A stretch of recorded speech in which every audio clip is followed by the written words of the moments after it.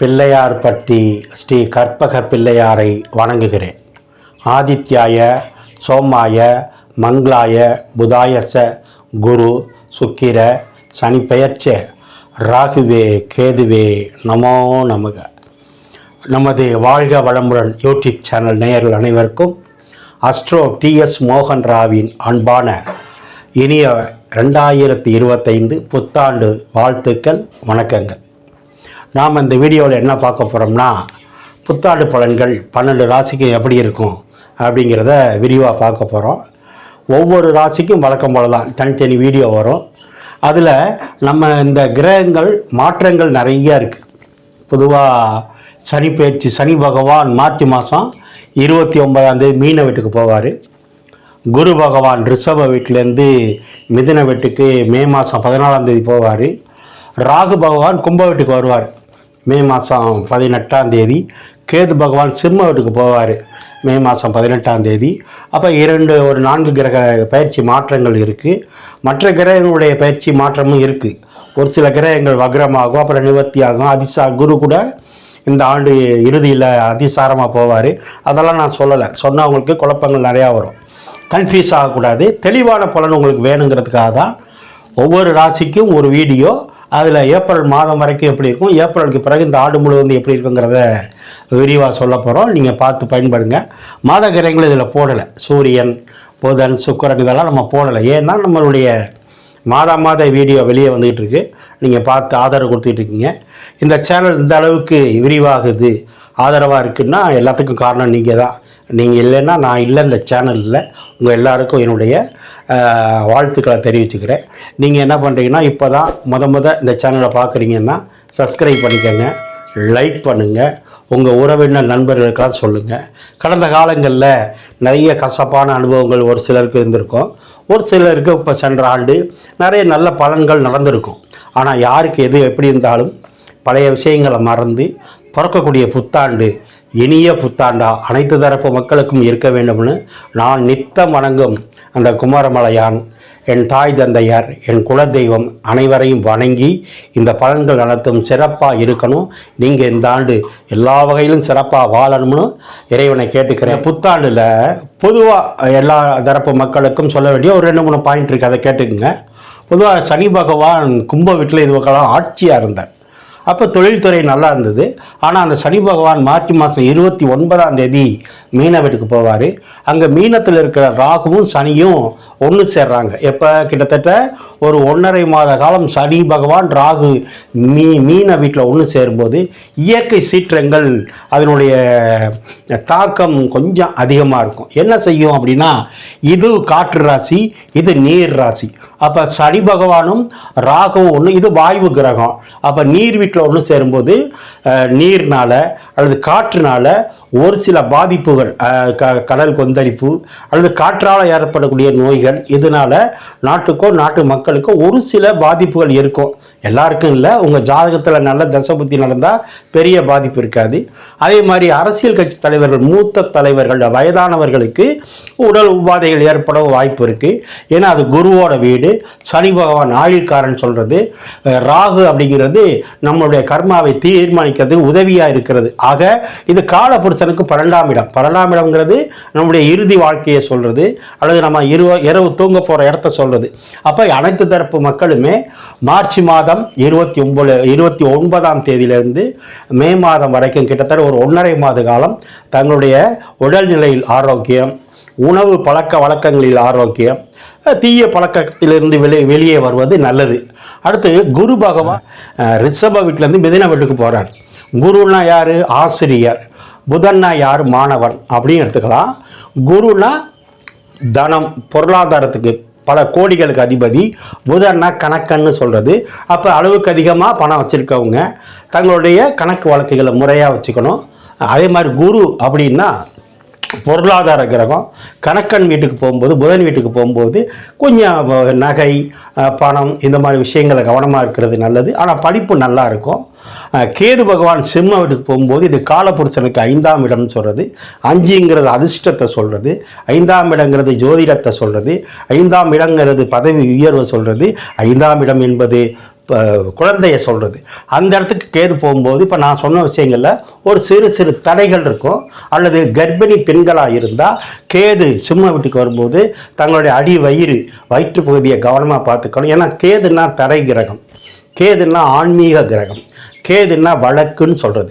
அப்போ அது சூரியன் வீட்டுக்கு போகும்போது இந்த பூர்வ புண்ணியம் சம்மந்தப்பட்ட குழந்தை பாக்கியமும் பூர்வ புண்ணியம், சட்டம், இது சம்மந்தப்பட்ட விஷயங்களில் எச்சரிக்கையாக இருப்பது நல்லது. இது எல்லாமே பொது பலன் தான். இது ஒரு 20% 25% தான் கரெக்டாக இருக்கும். ஆனால் உங்கள் சொந்த ஜாதகத்தில் நல்ல தசபுத்தி நடந்தால் பெரிய பாதிப்புகள் இருக்காது.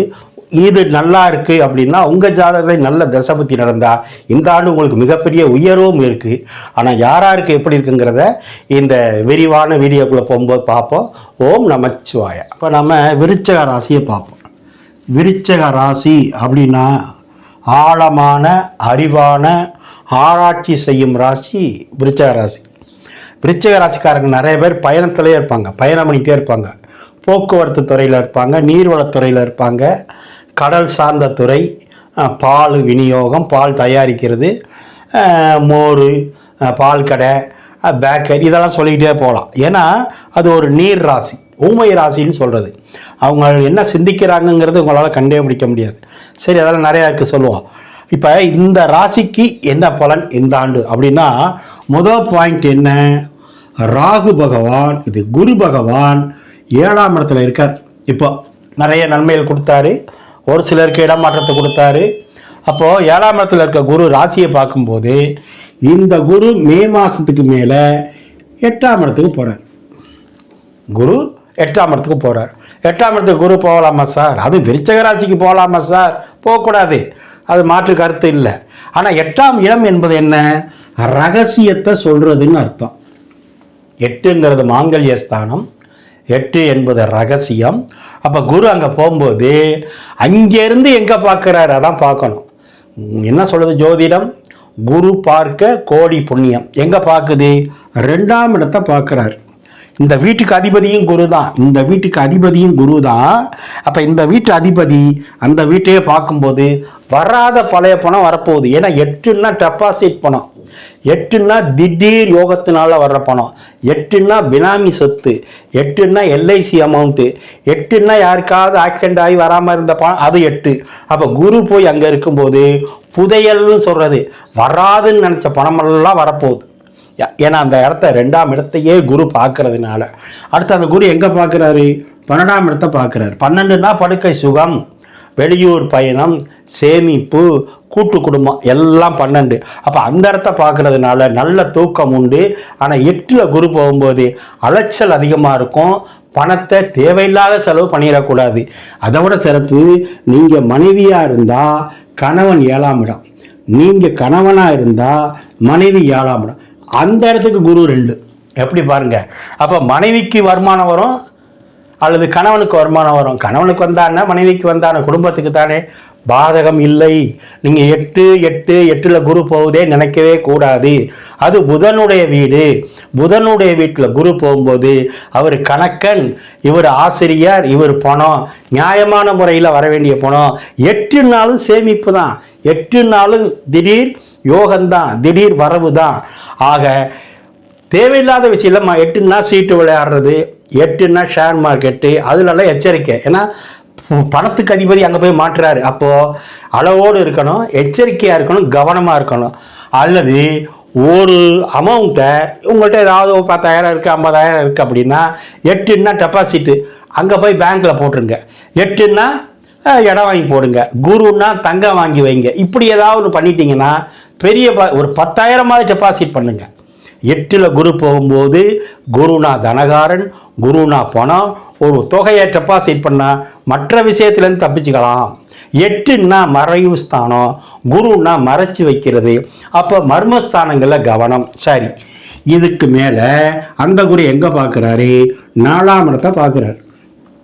ஏற்கனவே 4ல் இருந்த சனி பகவான் 5க்கு போகிறார். அது பெரிய கும்பிடு போடணும்.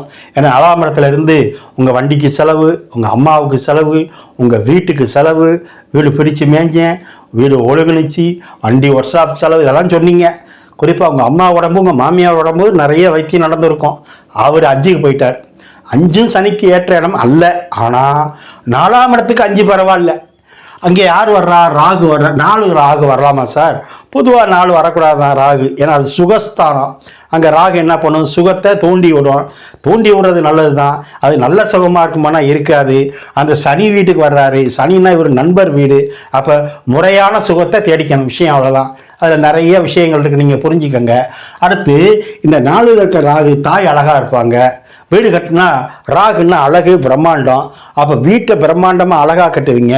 ஒரு வண்டி வாங்கினா ராகுன்னா பிரம்மாண்டம் அழகு. அப்போ அதை பெரிய பெரிய அகலக்கால் வச்சு பெரிய வண்டியாக வாங்கிடுவீங்க. அதை செய்யக்கூடாது. உங்கள் வருமானத்துக்கு தகுந்த மாதிரி வச்சுக்கணும். ஏன்னா குரு 8ல் பணம் போய் லாக் ஆகிடும். அப்போ அதில் மாற்றிக்கணும். 8ஆம் இடம் தான் டியூ அமௌண்ட்டு. 8ஆம் இடம் தான் மார்ச்சரின்னு சொல்கிறது. அப்போ இந்த மாதிரி விஷயங்களில் விபத்தில் சீட்டு தவணை பிடிக்கிறதில்ல, தவணை கட்டுறதில்ல, இஎம்ஐயில் கவனம். அடுத்து 5ல் சனி ஒன்றும் பெரிய பாதிப்பு இல்லை. அது குருவோட வீடு. தாய்மாமன் வழியில் உறவுகள் கொஞ்சம் டிஸ்டர்பன்ஸ் இருக்கும். அது தாய்மாமன் அதிகமாக இருந்தாலும் அவங்களுக்கும் உங்களுக்கும் உறவு கொஞ்சம் டிஸ்டர்பன்ஸ் இருக்கும். அது குருவோட வீடு பெருசாக பாதிக்காது. இந்த ஆண்டு முழுக்கும் நல்லா தான் இருக்குது. நான் சொன்ன விஷயங்களை எச்சரிக்கையாக இருக்கணும். 11ஆம் இடத்துல இருக்கிற கேது 10ஆம் இடத்துக்கு போகிறதுனால அது சூரியனுடைய வீடு. சூரியன்னா ஒரு ஆன்மீக கிரகம். 10ஆம் இடம்னா உங்களுக்கு கர்மஸ்தானம், தொழில் ஸ்தானம். அதில் கேதுன்னு ஒரு கிரகம் போகும்போது இனிமே தான் உருப்படியாக ஒரு நல்ல இடத்துக்கு நீங்கள் வேலைக்கு போக போகிறீங்க, அல்லது நல்ல இடத்துல வேலை கிடைக்க போகுது. பக்கத்திலே ஒரு விநாயகர் கோவில் இருக்கும், அல்லது நீங்கள் வேலைக்கு போகிற கம்பெனிக்கு பக்கத்துலேயோ அலுவலகத்து பக்கத்துலேயோ இருக்கும் விநாயகர் கோயில், அல்லது அந்த அலுவலகத்திலே இருக்கும். 8ல் குரு அவர் திரும்ப 12ஆம் இடத்தை பார்க்கும்போது அற்புதமான ஆன்மீக பயணங்கள், சுற்றுப்பயணம் செய்வீங்க. உடல்நிலையில் கவனம். இந்த ஆண்டு முழுவதும் விருச்சிக ராசிக்கு வெற்றிகள் அதிகமாக இருக்குது, மைனஸ் இருக்குது. உங்கள் சொந்த ஜாதகத்தை பார்த்து அதுக்குள்ள பரிகாரத்தை பண்ணிக்கிட்டா விருச்சிக ராசி தோத்ததா சரித்திரம் இல்லை. ஓம் நமச்சிவாய.